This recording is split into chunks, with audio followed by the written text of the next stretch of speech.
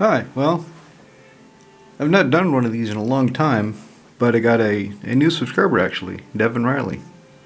Cheers for it, Devin. And Eberton, he really liked my Brago deck, so what I'm going to do is show you the finished Brago, King Eternal. So, the idea of the deck is supposed to be tribal clones, and there weren't quite as many clones as I thought that were good in the game. So the commander, Brago, King Eternal, 4, 2 white, 2 colorless, 1 white, 1 blue, 2/4 flyer. When he smacks one of your opponents, you get to flicker whatever non-land permanents you want. So originally this deck, when I had my iteration about 2 years ago, 3 years ago, long time ago, it was a value deck and nobody liked it. In fact, it was so oppressive I didn't even like playing it. And so I tore it apart, kind of kept the idea in the back of my head, and then I thought, what if I did clones? What if the theme of the deck was my deck is only as good, essentially, as my opponent's creatures? So here's what I went. This is the finished deck. Okay, so Command Tower, yeah. Soul Ring, obviously. Tithe. I actually need to get more of these. This is a card I used to play with years ago, and then I moved away from it. And then in these decks without green, without access to green's ramp, I realized, hey, this is pretty good. But right now I only have 1 copy. So it's in Brago, and I'd like to get another copy for Rafik, and another copy for Icarus Hideki, Sidar Kondo, even though they have access to green. Right, so here we go with the clones. Sakashima 1000 Faces. 3 colors, 1 blue for a 3/1. When he enters the battlefield, he can copy any creature I control. So this is the tricky thing. This is what I'm going to have to remember, is some clones copy creatures I control, some copy anybody's creatures, and it'll be kind of easy in the heat of the game, especially if we've been drinking, which we normally do during the games, for me to keep track of that. And the legend rule doesn't apply, so as long as Sakashima of 1000 Faces is in play, I can have multiple copies of any legendary creature I want. Okay, so there's Skilled Mage, hybrid, 2 white, 2 blue for a 2/2. Tap target creature for 2 and a white, or 2 and a blue, counter target activated ability. So the second is really why she's in there. Island. I chose the Ravnica Islands by Anthony Stiffen Montnier for this deck. Academy Ruins. Even though I don't expect a lot of my artifacts to be going away, it is nice to have a bit of backup. Ephara, God of the Polis. In Swedish, she would be God of the Police, which is kind of funny. Anyway, 2 colors, white, blue, for a 6/5 God. So, at the beginning of each upkeep, if I had another creature enter the battlefield under my control that turn, I draw a card. Now with the flicker effects, for example the Eldrazi Displacer, I can flicker a creature on their turn, comes into play under my control, and then I can draw a card on somebody else's turn, which is kind of nice. Ghostway, as I was saying, flicker my creatures, so 2 colorless, 1 white, exile all my creatures. All of them go away and come back. And if it's a bunch of clones, they come back as whatever you need them to come back as. So it's Tiger. This is, value-wise, is a junk card, but there's been a few times it's really saved me. 2 colorless, white for a 3/3 flashy tiger. Comes into play, I gain protection for the color of my choice till the end of turn. And of course, with the aforementioned Eldrazi Displacer, I can keep doing that if somebody's got something big they're trying to slam into me over and over again. So the theme of the deck is what I have, what you have. So a lot of clone effects even on the land. Vesuva. Comes into play tapped as a copy of any land I choose. Felwar Stone fits the theme. And I went for the dark printing because of the nostalgia. The first booster box I ever bought, what? Oh, Jesus, 1995, was a box of the dark when I graduated Navy boot camp.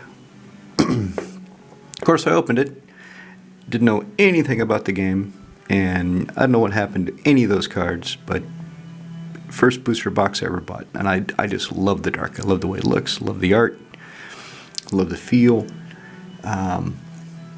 Should have kept my set, but yeah. Eerie Interlude. So instant, 2 and a white, exile any number of target creatures I control. So Ghostway says all of them. You don't get to choose. This one says I can choose. So if there's something specific that I want to flicker, or things I'm not worried about going to the graveyard, then I can let those not be flickered for whatever I'm flickering. Usually it's in response to like Wrath of God. I hate Merciful Eviction. I would definitely Eerie Interlude all my creatures to save them from a Merciful Eviction. Okay, here's the... Okay, so Stephen Mountaineer did my islands, Richard Wright did my plains. I didn't choose the same artist as I thought. Vizia of Mending Vases, 2, blue. Enters a copy as a copy of any creature in the battle. Okay, so this is one that can hit any creature. Well, hit any creature. Can become any creature, even those I don't control. And the Embalm effect. So she's dead. Bring her back out of the graveyard for 3, blue. And it becomes a token. And I exile it, right? Let's see. Doesn't say I have to. Oh, wow. Doesn't say I have to exile it. Which is odd. Except if it was embalmed.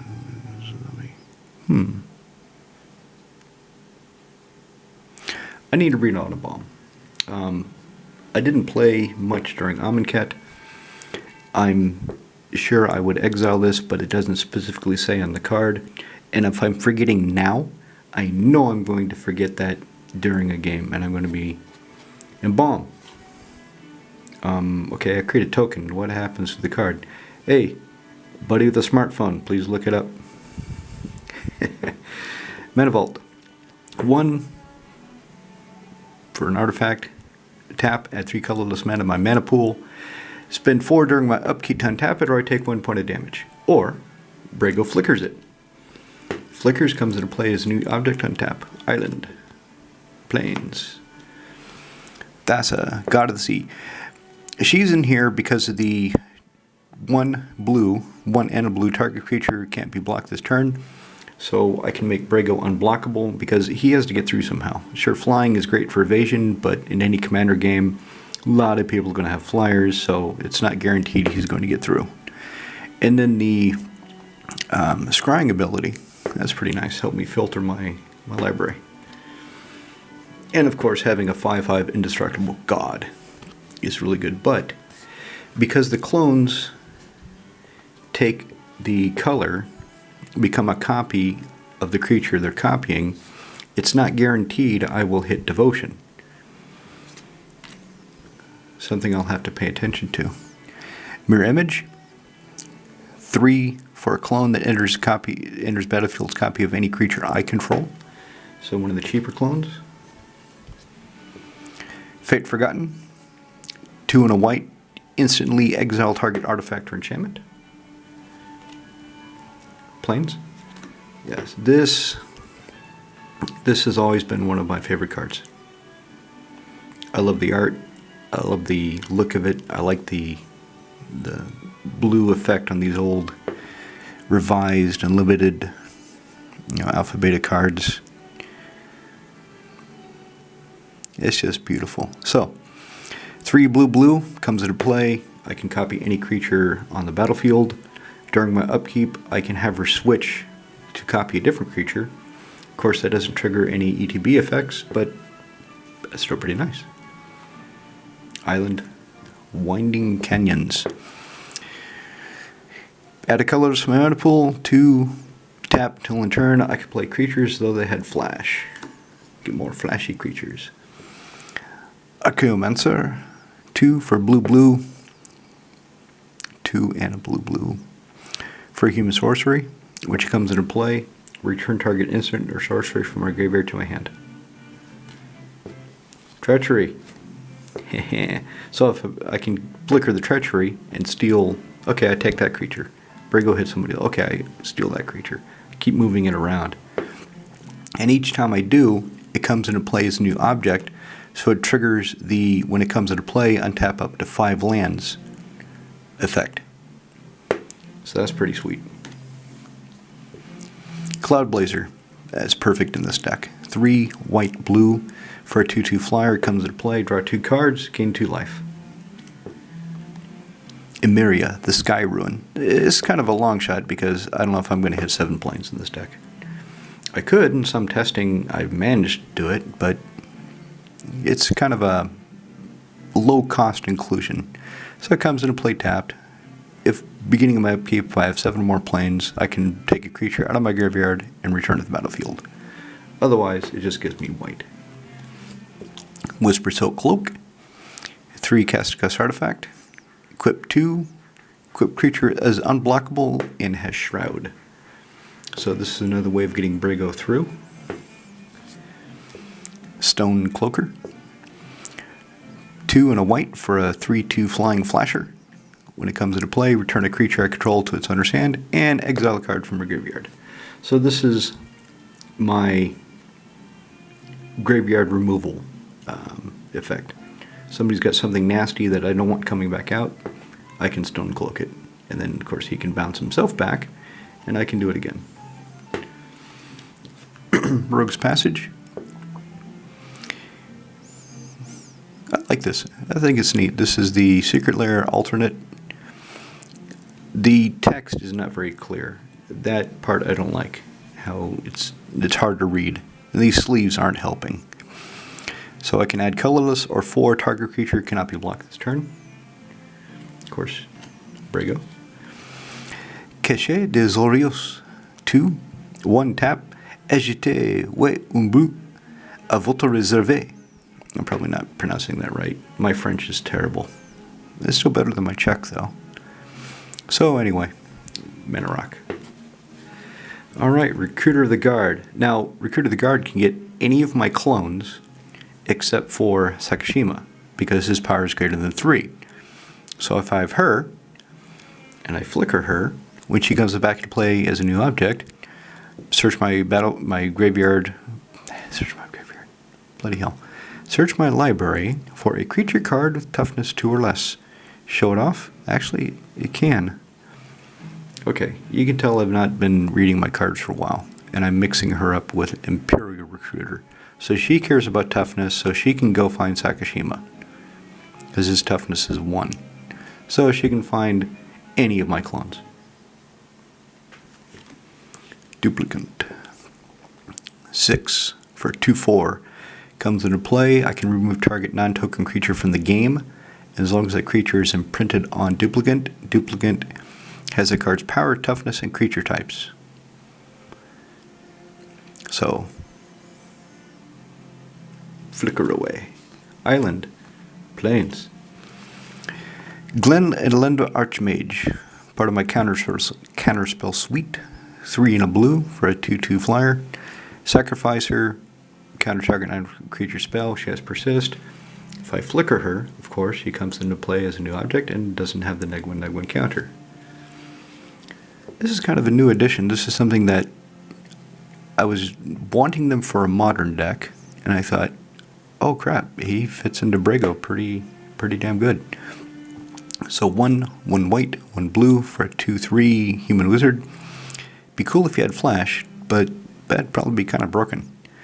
So when it comes into play, turn target creature and opponent controls to their hand, and they can't cast that creature again until my next turn. Prairie Stream, Plains Island. Enters battlefield tapped unless I control 2 or more basic lands. Reliquary Tower. I have no maximum hand size, so if I keep flickering that Cloudblazer, keep drawing cards, I don't have to discard them at the end of my turn. And of course, tap for colors. My shiny island. Supreme Verdict.